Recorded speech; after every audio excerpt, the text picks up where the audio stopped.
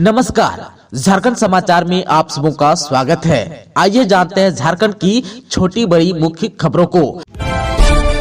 झारखंड में पुलिस और नक्सली मुठभेड़ में 6 जवान घायल। पुलिस का दावा, माओवादियों को हुआ है भारी नुकसान।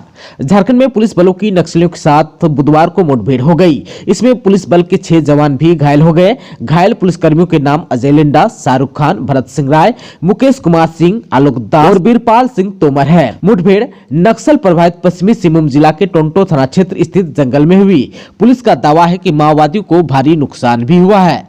आप सबको बता दो कि कोल्हान क्षेत्र में टोंटो थाना अंतर्गत ग्राम तुबाहका जंगल के समीप माओवादियों के नक्सलियों के एकत्र होने की सूचना पुलिस को मिली थी।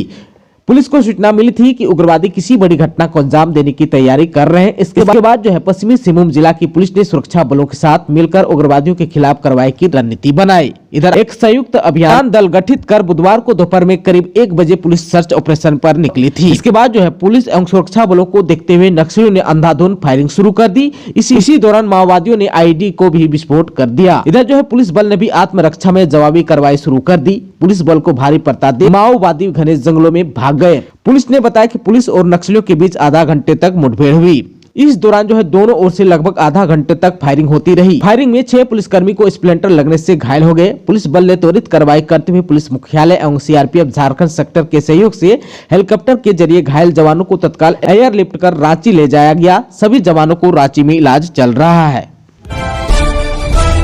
देवघर के कोरियासा में बम और गोली मारकर जमीन कारोबारी लक्ष्मी यादव की हत्या, जांच में जुटी है पुलिस। देवघर नगर थाना क्षेत्र के राजकृत मध्य विद्यालय कोरियासा के सामने चाय गुमटी के पास 52 वर्षीय लक्ष्मी प्रसाद यादव की बम से हमला कर और गोली मारकर हत्या कर दी। मौके पर ही उसकी मौत हो गई। मृतक कोरियासा मोहल्ले के रहने वाला बताया जा रहा है। घटना स्थल के आसपास के लोगों की माने तो लक्ष्मी रोजाना सुबह के वक्त गुमटी पर सिगरेट पीने और अखबार पढ़ने के लिए पहुंचता था। इसी बीच बुधवार की सुबह पहले से घात लगाए 2 बाइक पर सवार करीब आधा दर्जन अपराधी लक्ष्मी प्रसाद के यहाँ पहुंचते ही उन पर बम फेंककर और गोली मारकर हत्या कर दी। बताया गया कि घटना को अंजाम देने के बाद अपराधी रोहिणी की दिशा में बाइक पर सवार होकर भाग निकले। घटना की जानकारी होते ही वहाँ कोहराम मच गया। इधर सूचना पाकर एसडीपीओ पवन कुमार सहित सर्किल इंस्पेक्टर संजय बर्मन, नगर थाना प्रभारी कृष्ण कुमार कुशवाहा, कुंडा थाना प्रभारी प्रवीण कुमार सहित दोनों थाना के आधा दर्जन पुलिस पदाधिकारी एवं जवान घटनास्थल पर पहुंचे और मामले की छानबीन में जुट गए हैं। बागमारा में विधायक ढुल्लू महतो की पत्नी ने लगाए गंभीर आरोप, कहा मेरे पति को जेल में जान का है खतरा, नहीं हो रहा है इलाज। धनबाद के बागमारा के विधायक ढुल्लू महतो की पत्नी सावित्री देवी ने गंभीर आरोप लगाते हुए कहा कि धनबाद मंडल कारा में बंद उनके पति को जान का खतरा है। उन्हें कोलाइटिस की गंभीर बीमारी है। इलाज के लिए बाहर जाने वाले थे, लेकिन कानून का सम्मान करते हुए स्थानीय कोर्ट में सरेंडर किया, लेकिन जेल में उनका उपचार नहीं हो रहा है। सावित्री देवी ने कहा कि उनके पति ढुल्लू महतो हेमंत सरकार के टारगेट में है। पिछले 2.5 वर्षों के दौरान सरकार के इशारे पर स्थानीय पुलिस प्रशासन द्वारा बागमारा विधायक के खिलाफ दर्जनों मुकदमा किया। बिना सर्च वारंट के उनके घर की तलाशी ली गई। तलाशी के दौरान उनसे यानी कि विधायक की पत्नी से पुलिस अधिकारियों ने अभद्र व्यवहार भी किया। कहा कि उनको तथा उनके परिवार को कोर्ट पर पूरा भरोसा है, जल्द ही कोर्ट में याचिका दायर करेंगे। जेल में उनके जान को खतरा है, इस तथ्य से कोर्ट को अवगत भी कराएंगे। झारखंड में जेएनयू से पारसनाथ पहाड़ी को मुक्त कराने की मांग तेज, आदिवासी 30 जनवरी को रखेंगे उपवास। आदिवासियों के महानायक बिरसा मुंडा की जन्मस्थली खुंटी जिले के उलाहतू में आदिवासी पारसनाथ पहाड़ी को बचाने के अपने आंदोलन के प्रति एकजुटता दिखाने के लिए 30 जनवरी को एक दिन का उपवास करेंगे। आदिवासी संस्थाओं के संयुक्त फोरम के एक सदस्य ने यह जानकारी दी। आप सबको बता दूं कि बड़ी संख्या में आदिवासी मंगलवार को गिरिडीह जिले में पारसनाथ पहाड़ियों के पास एकत्र हुए और राज्य सरकार एवं केंद्र से इस स्थल को जैन समुदाय के चंगुल से मुक्त कराने का आग्रह भी किया। मांग पूरी नहीं होने पर उन्होंने उग्र आंदोलन की भी चेतावनी दी है। आप सबको बता दो कि आदिवासियों ने पारंपरिक हथियार के साथ किया था प्रदर्शन। आप सबको बता दो कि झारखंड बचाओ मोर्चा के एक सदस्य ने मंगलवार को कहा कि मरांग बुरु यानी कि पारसनाथ झारखंड के आदिवासियों के जन्मसिद्ध अधिकार है और दुनिया की कोई भी ताकत उन्हें इस अधिकार से वंचित नहीं कर सकती है। उन्होंने कहा कि आदिवासी अपने आंदोलन के साथ एकजुटता प्रदर्शित करने के लिए 30 जनवरी को खूंटी के उलाहतू में एक दिन का उपवास करेंगे, जो उनके नेता बिरसा मुंडा की जन्मस्थली है। शिबू सोरेन ने अपने परिवार और कार्यकर्ताओं संग मनाया जन्मदिन। सुबह से ही घर पहुंचने लगे थे शुभचिंतक। पूर्व केंद्रीय मंत्री और मुख्यमंत्री शिबू सोरेन बुधवार को 79 साल के हो गए। इस अवसर पर कई बड़े नेता और झामुमो कार्यकर्ताओं ने उन्हें बधाई दी और उनकी लंबी उम्र की कामना की। सुबह से ही झामुमो कार्यकर्ताओं की भीड़ उनकी रांची स्थित आवास पर लगनी शुरू हो गई। सभी लोग हाथों में गुलदस्ता लिए उनके आगमन का इंतजार कर रहे थे। जैसे ही दिसंबर शिबू सोरेन अपने बेटे हेमंत सोरेन और बहू कल्पना सोरेन के साथ पहुंचे, लोगों ने नारे लगाना शुरू कर दिए। बहू कल्पना सोरेन ने भी उन्हें जन्मदिन की बधाई दी और उनके दीर्घायु होने की कामना की। वहीं सीएम हेमंत सोरेन ने अपने पिता को जन्मदिन की शुभकामनाएं देते हुए लंबी उम्र की कामना भी की।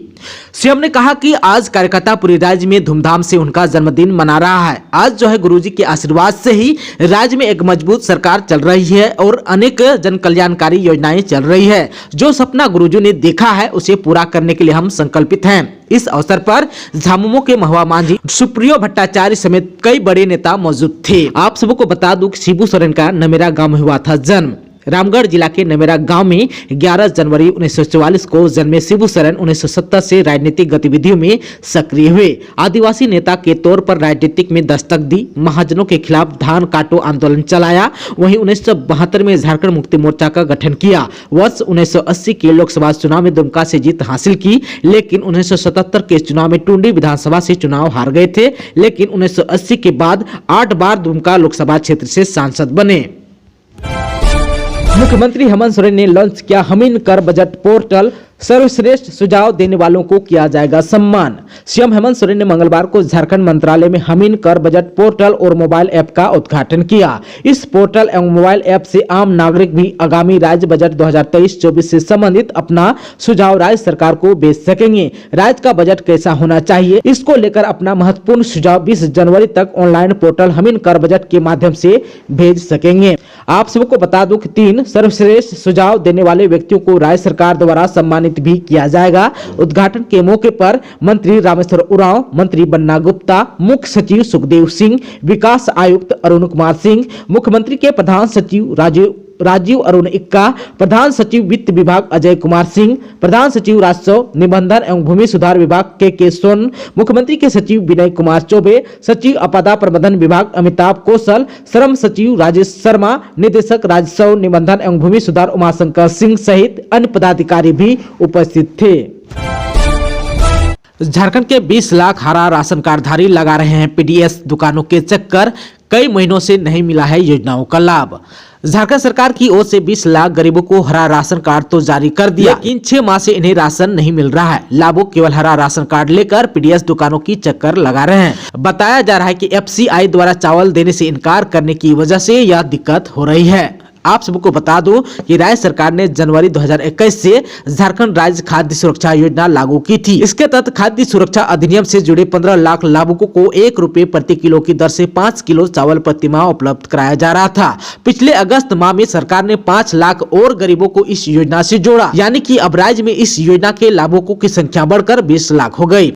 इधर जो है 10 माह हो गए हैं, अनुदानित दर पर 1 किलो दाल की योजना भी शुरू नहीं हो पाई है। आप सबको बता दूं कि हरा राशन कार्डधारियों को देने के लिए राज्य सरकार पहले एफसीआई से चावल खरीदी थी। एफसीआई ने अगस्त से चावल देना बंद कर दिया है। इसके बाद झारखंड सरकार ने छत्तीसगढ़ से चावल खरीदने को लेकर प्रयास किया, लेकिन निराशा हाथ लगी। इधर एक बार फिर हरा राशन कार्डधारियों के लिए चावल खरीद को लेकर निविदा निकाली गई है। कहा जा रहा है कि चावल खरीद की प्रक्रिया पूरी होने के बाद ही हरा राशन कार्डधारियों को अनाज मिल पाएगा। राष्ट्रीय युवा महोत्सव में भाग लेने झारखंड टीम को जाना था हुबली। प्रतिभागियों से कहा गया लौट जाएं आप लोग। कर्नाटक के हुबली में 12 जनवरी को यानी कि आज से राष्ट्रीय युवा महोत्सव हो रहा है। इसके लिए झारखंड सरकार की कल्चरल टीम को निदेशालय ने कर्नाटक भेजने के लिए बुलाया था। मंगलवार को जब झारखंड के सभी जिलों से 100 से अधिक प्रतिभागी रांची पहुंचे तो उनसे कहा गया कि ट्रेन का टिकट नहीं हो पाया है, आप सभी घर चले जाएं। इसमें कुछ ऐसे प्रतिभागी भी थे जो सोमवार को ही रांची पहुंच गए थे। उनको भी एक दिन बाद बताया गया कि टिकट नहीं हो पाया है। निराश प्रतिभागियों ने कहा कि इस महोत्सव का इंतजार बेसब्री से था। हमारी हमारी सारी मेहनत बेकार हो गई। हम लोगों ने क्या गलती की, इस ठंड में रांची आए और एक झटके में कह दिया गया कि टिकट नहीं मिला। अगर झारखंड की टीम जाती तो पक्का पदक जीत कर लाती। 2 साल पहले लखनऊ में हुए युवा महोत्सव में झारखंड को पूरे देश में दूसरा स्थान मिला था। उन्होंने कहा कि हमसे पहले एनएसएस और नेहरू युवा केंद्र की टीम हुबली चली गई। जानकारी के अनुसार धनबाद, हजारीबाग, बोकारो और झारखंड के अन्य जिलों से कल्चरल टीम के सदस्य सोमवार और मंगलवार को रांची पहुंचे थे। इन्हें मोरहाबादी स्थित हॉकी स्टेडियम में ठहराया गया था। गणतंत्र दिवस परेड पर दिल्ली में दिखेगी झारखंड के बैद्यनाथ धाम की झांकी, भगवान बिरसा मुंडा की भी दिखेगी झलक। गणतंत्र दिवस 2023 के अवसर पर दिल्ली में आयोजित राष्ट्रीय कार्यक्रम में झारखंड सहित 16 राज्यों एवं केंद्र शासित प्रदेशों की झांकियों का चयन हुआ है।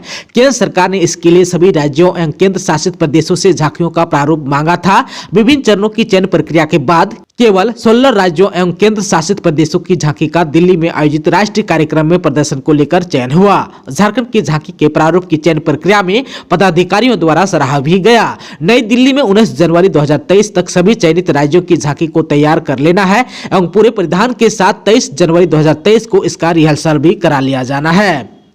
आप सबको बता दूं कि झारखंड की झांकी में देवघर स्थित बैद्यनाथ धाम परिसर का प्रारूप प्रदर्शित किया जा रहा है। साथ ही झांकी के आगे भगवान बिरसा मुंडा को भी दर्शाया गया है। झांकी के साइड पैनल पर झारखंड की आदिवासी कला सोहराई पेंटिंग दर्शाई जाएगी। झांकी के साथ पाइका नृत्य कर कलाकार राजपथ की शोभा बढ़ाएंगे। झारखंड के 5 पर्यटन स्थल पर ले पाएंगे स्काई वॉक का मजा, विभाग ने शुरू की तैयारी। बिहार के राजगीर की तरह ही 5 प्रमुख पर्यटन स्थलों पर स्काई वॉक यानी कि हवा में लटकता कांच का पुल बनाया जाएगा। लोग इस पुल से हवा में चलने का एहसास कर पाएंगे। साथ ही आसपास के लुभावने प्राकृतिक दृश्य का आनंद भी ले सकेंगे। जिन 5 जगहों पर स्काई वॉक बनाए जाएंगे उनमें नेतरहाट के अलावा पतरातू घाटी, दशम फॉल, हुंडरू और जोनहा फॉल शामिल है। पर्यटन विभाग ने योजना पर काम भी करना शुरू कर दिया है। आप सबको बता दूं कि विभाग ने योजना की विस्तृत प्रोजेक्ट रिपोर्ट तैयार करने के लिए एजेंसी के चयन की प्रक्रिया शुरू कर दी है। स्काई वॉक का निर्माण करने वाले एजेंसी को इस प्रोजेक्ट के साइट की जानकारी भी देनी होगी। यहां संभावित विजिटर की संख्या भी बतानी होगी। कितनी जमीन का अधिग्रहण किया जाएगा इसकी रिपोर्ट भी तैयार करनी होगी। इसका पूरा डिजाइन भी तैयार करना होगा। कंपनी पर सुरक्षा मानक का पूरा ख्याल रखने की जिम्मेदारी होगी। इसके मेंटेनेंस मॉडल की जानकारी भी रिपोर्ट में देनी होगी। आप सबको बता दूं कि इस योजना को लेकर प्री प्रोपोजल मीटिंग 17 जनवरी को होगी। बैठक में योजना के क्रियान्वयन की रूपरेखा पर विचार किया जाएगा। इच्छुक एजेंसी 30 जनवरी तक डीपीआर बनाकर जमा कर सकती है। बीएड और एमएड में नामांकन के लिए झारखंड संयुक्त प्रवेश परीक्षा परिषद लेगा एंट्रेंस एग्जाम। कैबिनेट में और क्या फैसला लिया है, आइए विस्तार से जान लेते हैं। झारखंड मंत्रिपरिषद की बैठक में मंगलवार को कई महत्वपूर्ण फैसले लिए गए। इसके तहत प्रवासी मजदूरों की सामान्य मौत होने पर भी पार्थिव शरीर उनके गांव लाने में सरकार आर्थिक सहायता देगी। आप सबको बता दूं कि पहले प्राकृतिक आपदा या दुर्घटना में मौत होने पर सरकार पार्थिव शरीर लाने में अधिकतम 25,000 रुपए तक ही सहायता करती थी, लेकिन अब सामान्य मौत होने पर भी यह सुविधा मिलेगी। साथ ही उनके परिजनों को भी आर्थिक सहायता देगी। आप सबको बता दूं कि कैबिनेट की बैठक में इनके अलावा राज्य के सरकारी और निजी बीएड या एमएड कॉलेजों में नामांकन झारखंड संयुक्त प्रवेश परीक्षा परिषद द्वारा आयोजित प्रवेश परीक्षा के जरिए होगी। उच्च एवं तकनीकी शिक्षा द्वारा तैयार यूजीसी रेगुलेशन 2018 के संशोधित प्रस्ताव को भी स्वीकृति दी है। वहीं राज्य के मदरसों और संस्कृत विद्यालयों को अनुदान देने का भी फैसला लिया गया है। बाल विकास परियोजना पदाधिकारियों की नियुक्ति के लिए परीक्षा पैटर्न बदले गए हैं। इसके अलावा राज्य के राइस मिलों के लिए सरकार के करीब 50% धान की कुटाई करना अनिवार्य हो गया है। वहीं आप सबको बता दो कि मंत्रिपरिषद में झारखंड बाल विकास परियोजना पदाधिकारी सेवा भर्ती, प्रोन्नति एवं सेवा शर्त नियमावली 2018 और सह पठित झारखंड बाल विकास परियोजना पदाधिकारी सेवा संवर्ग संशोधन नियमावली 2019 में आंशिक संशोधन भी किया है। दोस्तों, अभी तक आपने चैनल को सब्सक्राइब नहीं किया है तो प्लीज चैनल को सब्सक्राइब कर बेल आइकन को प्रेस कर दीजिएगा ताकि खबरों का अपडेट आपको मिलता रहेगा। इसके साथ ही आज के खबरों में बस इतना ही। हमें दीजिए इजाजत। नमस्कार।